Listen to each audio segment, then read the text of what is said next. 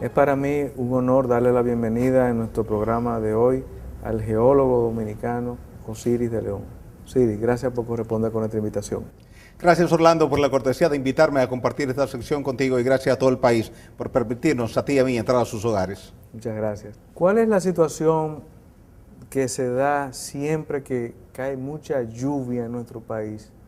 Que los puentes se caen, que la infraestructura de los servicios básicos, yo sé que algunas veces por razones de emergencia, en el caso de la electricidad se apagan determinados circuitos, pero siempre nuestras ciudades no tienen la capacidad para soportar la cantidad de agua, de lluvia que cae.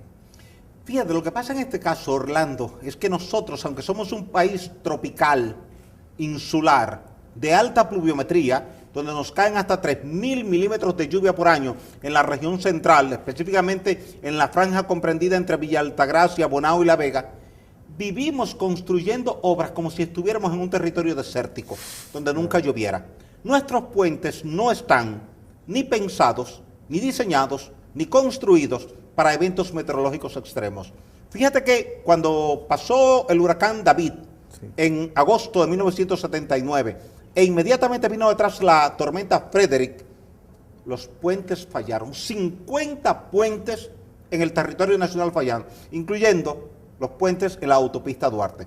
Aquel caso que quizás tú estabas muy niño todavía, pero te puedo decir que el tránsito por la autopista Duarte quedó interrumpido por 3 semanas. Y hasta que Falcon Bridge no trajo mucha escoria de su planta con sus equipos y la colocó ahí durante varias semanas, no se pudo restablecer el tránsito. Te puedo decir que en septiembre del año 1998, con el paso del huracán George, se nos dañaron 55 puentes. Me tocó a mí en ese entonces ir a evaluar los puentes que se habían caído en las provincias de San Juan, Azua y Barahona. Teníamos los puentes sobre el río Yaca del Sur, sobre el río San Juan, sobre todos los ríos de la zona, incluyendo los cuales habían fallado. Todavía hay que hacer un diagnóstico. Primero, ¿por qué habían fallado los puentes? ¿Qué parte de la estructura había fallado? ¿Se había fallado el apoyo de cada pila? ¿Se habían fallado los aproches? ¿O se había fallado el tablero? Y había una combinación de los 3 factores. Entonces, la idea era reconstruir los puentes, pero salvando esas circunstancias adversas de forma tal de que funcionaran bien. Luego, cuando vino la tormenta Noel, en octubre del 2007, nos fallaron 30 puentes. Cuando tú sumas otros fenómenos meteorológicos que hemos tenido, vaguadas, tormentas, depresiones que han pasado cerca de aquí, tenemos 70 puentes más que nos han fallado. Desde el huracán David hasta el presente hemos tenido fallas en 200 puentes, lo que quiere decir que los aproches de los puentes, los cimientos de los puentes y los tableros de los puentes no están pensados para situaciones meteorológicas extremas. Fíjate que en Semana Santa, que no había tormenta, no había vaguada, llovió durante un par de días en la zona de Bonao, falló el puente Jatubey, en la autopista Duarte, y tú lo ves cada vez que tú viajas a Santiago. Y fíjate que fue un fallo en la pila central. ¿Por qué la pila central se hunde y entonces las vigas se inclinan hacia adentro e inmediatamente hay que dejar de utilizar el puente? Simplemente porque la pila central tenía una zapata que estaba cimentada sobre grava y arena sin pilotes. Un fallo de concepción del diseño de la obra. ¿Qué quiere decir eso? Que como está ese puente, y como han estado los puentes del suroeste y los puentes del este, así hay cientos de puentes en todo el territorio nacional que están pensados como si aquí nunca lloviera, y entonces el día que llueve intensamente te caen 80, 100, 150 milímetros de lluvia en la cuenca en 24 horas, el río desarrolla una crecida máxima y esa crecida máxima hace que el río salga de curso, se va por los aproches nuestros están hechos de grava, arena y arcilla. Oye bien, grava, arena y arcilla, que es un material que se va con la primera crecida, y entonces se desnuda cada aproche, y entonces tú no puedes pasar, nadie puede pasar, se interrumpe el paso. Eso fue lo que ocurrió ahora en el puente de los Pilones, en la carretera Baní-Asua. Ese puente ha fallado otras veces por la misma razón, porque el río Ocoa hace un meandro hacia el lado este, y en un meandro el río socava afuera y sedimenta adentro. ¿Qué quiere decir eso? Que cada vez él va a ir moviéndose más hacia el este, y llega un momento, como ha pasado en algunos países, que una crecida es tan súbita y con tanta capacidad de erosión que horas más tarde el puente está sin río y el río está sin puente, porque ha abandonado por completo el trayecto. ¿Qué quiere decir eso? Que aquí en el país, para diseñar y construir puentes, tenemos que hacer un estudio hidrometeorológico de la cuenca. Saber cuál es la precipitación máxima probable que puede caer en esa cuenca. Cuántos milímetros de lluvia nos pueden caer en 12 horas, en 24 horas, en 36 horas, en 48 horas o en 5 días. Entonces ya con el tamaño de la cuenca y la pluviometría en la cuenca, calculamos el volumen de agua que va a transitar a través de esa sección transversal del río. Y con eso entonces ya sabemos cuál es la altura. Si no hay muchos datos históricos, porque aquí a veces no se llegan muchos datos históricos en materia de hidrología y de meteorología, una cosa que hacían los ingenieros que trabajaban con Trujillo era que llegaban a la comunidad y consultaban con los ancianos de la zona y le preguntaban, ¿hasta dónde recuerda usted haber visto que el río subió? Claro. Y en función de esa información que la chequeaban con varios de los ancianos de la zona, entonces se diseñaba un tablero alto de forma tal que nunca, indistintamente de cuál fuese el nivel alcanzado por el río, llegar a tocar el tablero del puente. Por ejemplo, tú tomas el puente Ramfis, que lo construyó Trujillo en 1934, sobre el río Iguamo, en San Pedro de Macorís.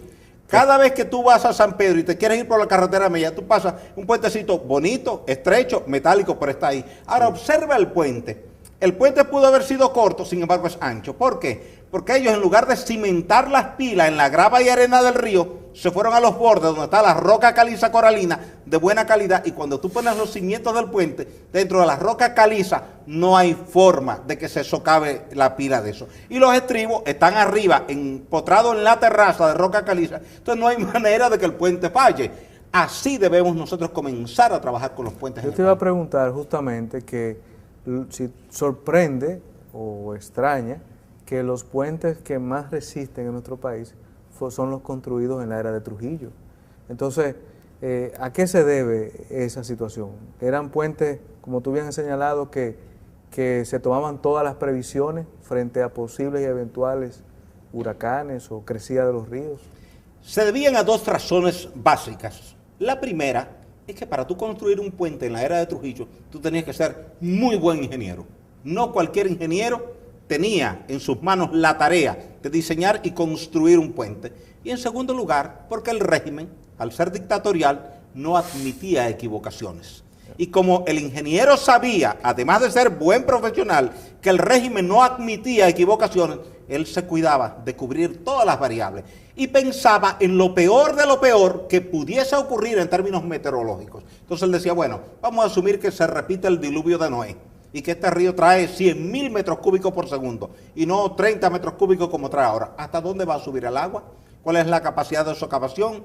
Entonces, en función de eso, chequeaba la granulometría del material, donde se iba a cimentar el puente. Si tenía que remover ese material, lo removía, o si tenía que hincar pilotes, hincaba pilotes. Si tenía que hacerlo más largo para que las pilas quedaran empotradas en la roca, lo hacía de forma tal de que, aún en la peor de las circunstancias, el puente respondiera bien, porque ninguno quería enfrentarse a la figura del dictador bajo la acusación de su puente falló. Al extremo, tú sabes que muchas veces cuando Trujillo iba a inaugurar un puente, le decía al ingeniero, yo voy a inaugurar el puente tal día, me gustaría que usted estuviera ahí en el puente con su familia. Era una manera de decirle, si usted lo hace mal, usted va a pagar las consecuencias. Y si bien es cierto que eso era quizás un tanto odioso, eso obligaba a que el profesional asumiera su responsabilidad de construir una obra con la máxima calidad, que es lo que tú quieres y es lo que yo quiero. Porque ¿de qué nos vale gastarnos cientos de millones de puentes? Hay puentes que nos han costado más de 1.000 millones de pesos. Claro. Tú tienes, por ejemplo, que el puente Mauricio Báez, que yo participé en los estudios, ese puente costó 1.170 millones de pesos. Y el puente Guido Gil, que está sobre el río Soco, en el cual también participé en sus estudios, costó 1.350 millones de pesos. Entonces esa obra hay que hacerla con mucha calidad, con mucho rigor técnico y científico, para garantizarle al dueño de la obra, que es el gobierno y el pueblo, de que esa obra va a funcionar bien por largo periodo de tiempo. Desafortunadamente estamos entrando en un proceso de vandalismo y hay que cuidar eso, porque ahora con el robo de metales, la gente llega y comienza a robarse cables de los puentes y pone en peligro la estabilidad de esa obra. Y ojalá las autoridades tuviesen una vigilancia permanente, porque si sigue ese vandalismo, entonces no habría un puente seguro en nuestro país, Orlando. Osiris, vamos a hacer una pausa contigo y al regreso seguiremos conversando sobre este tema de interés.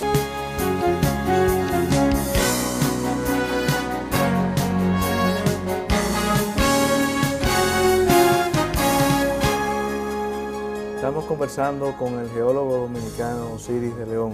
Osiris, ya en el segmento anterior hiciste un análisis general sobre la situación de los puentes de nuestro país y hay un aspecto que a mí siempre me llama poderosamente la atención y tiene que ver con la supervisión de la obra. Muchos puentes, por mencionarte por ejemplo el de Ocoa que conecta con Sabana Larga, que ha sido reconstruido en múltiples ocasiones, también otros puentes han sido reconstruidos en el sur muchas veces, cada vez que hay un fenómeno atmosférico como el que hemos vivido, y es muy poco de lo que se habla de la supervisión de la obra. Desde tu punto de vista, este aspecto de la supervisión, ¿qué tan importante es? Mira, Orlando, la supervisión es fundamental. Y es tan importante que Balaguer entendió en un momento determinado que obras públicas no podía ser simultáneamente juez y parte, constructor y supervisor. Y decidió crear la Oficina de Ingenieros Supervisores de Obras del Estado, la OISOE, para que todo lo que obras públicas construyeran, carreteras, puentes, edificios, la OISOE lo supervisara. Y entonces Balaguer tener dos opiniones distintas de dos organismos públicos distintos que le dieran garantía de que la obra era correcta. Tú sabes que Balaguer, en términos de construcción, era un hombre muy preocupado por eso. Y entonces se empeñaba en que la obra fuera de calidad. Entonces esa Oficina de Ingenieros Supervisores de Obras del Estado, con el paso del tiempo, fue abandonando su rol de supervisor y entró en el rol de constructor. Y entonces, para no tener que supervisar, lo que ha hecho es dedicarse a competir con el Ministerio de Obras Públicas en quién hace más obras con los fondos públicos. Entonces ahora nadie supervisa, porque ni Obras Públicas supervisa, ni la OISOE supervisa, ni nadie supervisa. A veces se contrata una firma privada externa para que supervise, pero siempre se prefiere que haya un organismo oficial con la suficiente competencia profesional para que supervise la obra y entonces el gobierno tener la seguridad y el pueblo también de que el dinero que se invirtió está bien invertido. Yo creo que en este gobierno el presidente de la República deberá hacer el esfuerzo a su alcance para llevar a la OISOE, la Oficina de Ingenieros Supervisores de Obras del Estado, al rol que está llamado a jugar por la disposición que le crea y no andar construyendo.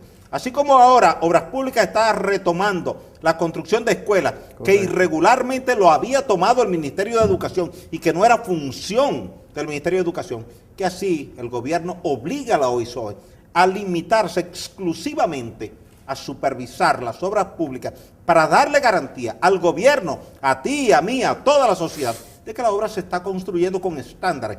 Tú no puedes hacer un puente de cualquier manera. No es lo mismo un puente sobre roca que un puente sobre arcilla o un puente sobre grava y arena. No es lo mismo que el río venga en un trazado recto o que el río haga un meandro fuerte antes de llegar al río. No es lo mismo que el río venga encajonado en una garganta estructural de roca ígnea que nunca se va a poder salir porque la roca no lo deje, a que venga en una zona de una extensa llanura donde él tiene la libertad de extenderse y se puede salir hasta del tramo del puente. Entonces eso quiere decir que son muchas las variables que tú tienes que considerar y son muchos los especialistas que tú tienes que incorporar en el equipo que va a hacer todos los estudios básicos para determinar primero dónde hacer el puente. El puente no se debe hacer en cualquier lugar. Aquí se hace de manera incorrecta. Aquí se traza la vía, se dice, bueno, por aquí va el puente. No, se estudia un tramo del río y entonces se determina dónde están las mejores condiciones geotécnicas e hidráulicas para emplazar, para posicionar ese puente. Y entonces ya ahí se diseña la vía para interconectar con el puente.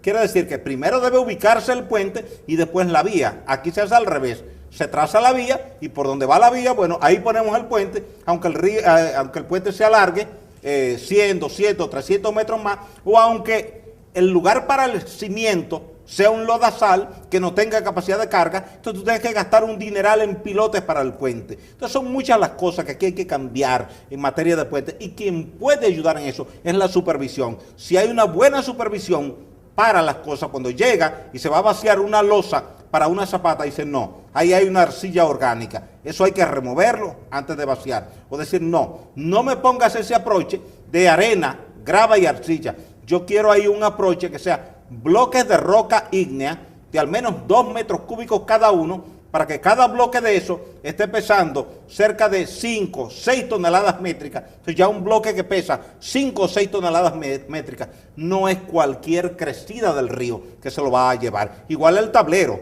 Si el río es capaz de subir hasta la cota 50, usted no puede poner el tablero en la cota 48 o en la cota 49.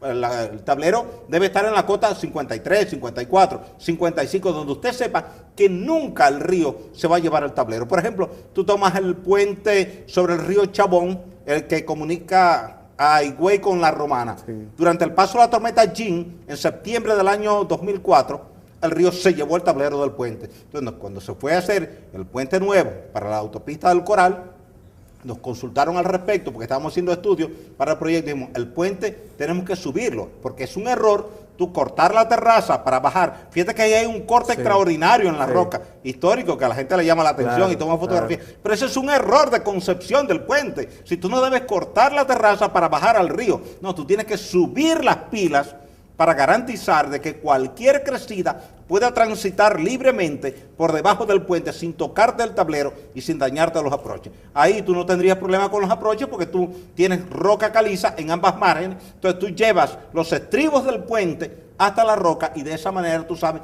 que no te va a fallar nunca un aproche. Y si tienes las pilas cimentadas en la roca caliza, no hay manera de que el río pueda socavar la roca caliza porque esa roca no es erosionable. Si detalles tan elementales como esos hay que tomarlos en cuenta, pero para tomarlos en cuenta tú tienes que hacer un buen estudio estratigráfico, geológico, geofísico, geotécnico, que te haga una especie de radiografía pormenorizada de todo lo que tú tienes en esa sección transversal y cómo construir el puente. Y ahí la supervisión juega un rol protagónico. Osiris, en el caso del puente de Ocoa a Sabana Larga, ¿en cuántas veces se ha tenido que reconstruir el mismo puente? Mira, ese puente había fallado varias veces, Orlando, y finalmente la Unión Europea donó los fondos para la reconstrucción. Se dice que cerca de 80 millones de pesos, no se conoce la cifra exacta, pero anda por ahí. Pero el puente fue construido en el mismo lugar y con el tablero a la misma altura. Es una zona donde el río Coa hace un meandro a la derecha, luego se va y hace otro meandro hacia la izquierda. ¿Cuál es la deficiencia que tiene ahí? Que en el meandro siempre el río socava afuera y sedimenta adentro. Entonces, cada vez que el río hace una crecida, y el río Coa es un río que hay que respetar, porque cada vez que hace una crecida, erosiona todo lo que encuentra a su paso, porque viene bajando con una pendiente muy pronunciada. Entonces el río socava toda la margen derecha y se lleva el aproche derecho completo del puente. Entonces, del lado de San José de Ocoa no hay cómo conectar con el puente que va hacia Sabana Larga. La gente de Sabana Larga y la gente de Ocoa ha pedido una y otra vez al gobierno que resuelva este problema y no hay manera. Llevan grava y arena que la sacan de ahí del río. Te puedo mostrar las imágenes que están ahí, las hemos tomado en una multiplicidad de ocasiones. Colocan otra vez grava y arena y le hemos dicho, cada vez que el río vuelva a crecer, se va a llevar el material, pero ellos entienden que esas son soluciones transitorias y tú sabes que vivimos en un país donde lo transitorio se queda definitivo. Y entonces ya, después que hay tránsito, ya el contratista se olvidó del problema, Obras Públicas se olvidó del problema,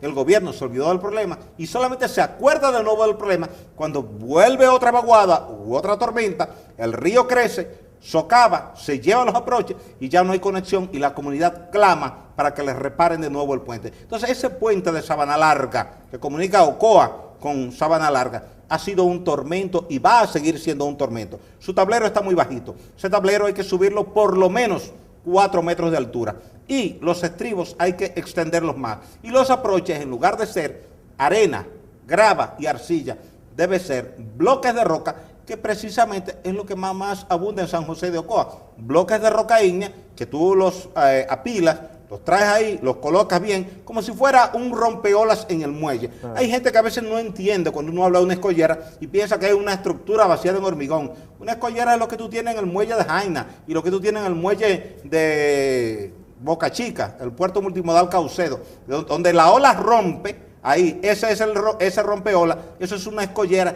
precisamente para que el mar golpee ahí, aunque haya un huracán, y no daña las estructuras. Eso mismo debemos poner en los estribos de los puentes, una especie de escollera tipo rompeola que cuando el río crece golpee ahí, pero la estructura resiste. La arena no resiste eso, la grava fina no resiste eso y la arcilla mucho menos. Entonces es tiempo ya de que el Ministerio de Obras Públicas resuelva ese caso del puente de Sabana Larga, definitivamente, del puente de los Pilones en la zona de Baní, definitivamente, del puente de Paya, definitivamente, de los puentes sobre el río Yuna, definitivamente, del puente en la carretera en Piedra Blanca, definitivamente, y en la región suroeste, todos esos puentes que están ahí, que tengan soluciones geológicas, geofísicas, hidráulicas, geotécnicas y estructurales, acordes con la realidad.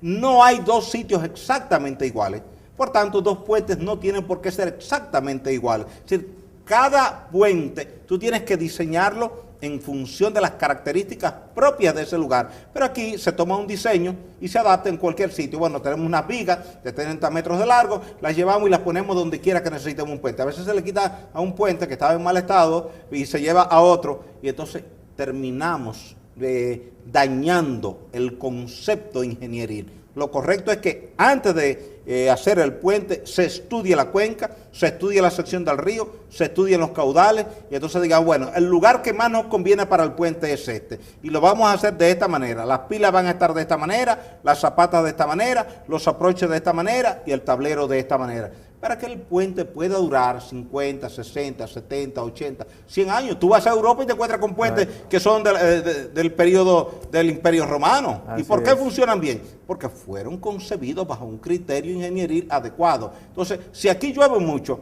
lo lógico, Orlando, es que pensemos en las crecidas. Si cada año, entre mayo y diciembre, hay tormentas, hay vaguadas, hay depresiones tropicales y hay huracanes, pensemos que en cualquier momento el río puede transitar con 20.000, 30.000 metros cúbicos por segundo. Entonces vamos a diseñar la estructura en función de esas características, tomando en cuenta lo que es la geología del sitio para que el puente resista la peor de las condiciones meteorológicas que se pudiera presentar. Muy brevemente, ¿cuál es la situación actual de los puentes que conectan Santo Domingo, la ciudad del Distrito Nacional, con Santo Domingo Este y con Santo Domingo Norte?